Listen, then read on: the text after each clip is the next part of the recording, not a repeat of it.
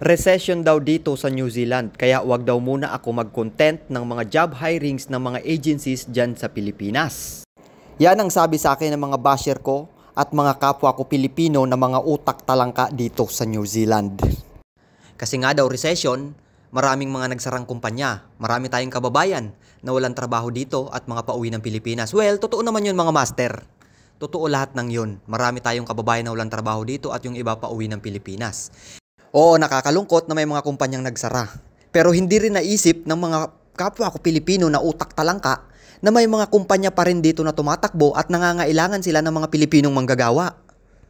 Kaya despite sa recession dito sa New Zealand, ay may mga job hirings pa rin. Kagaya ng post ng agency na nagpaalis sa akin papunta dito sa New Zealand. So deployment na ito papunta dito sa New Zealand, Production Maintenance Engineer. So ayun, shoutout sa iyo Ma'am Marlene De Pedro. So ito yung mga patunay na may mga job hirings pa rin, pailan-ilan nga lang. O di ba? Isa itong sampal sa muka ng mga kapwa ko Pinoy na mga utak talangka. Anyway, sa mga master ko dyan na solido at patuloy na tumatangkilik at nakasuporta sa ating Sana All TV na page, ito na muna siguro ang huling upload ko dito sa page na to. So medyo magpapahinga lang tayo at meron tayong mga kailangang isaalang-alang.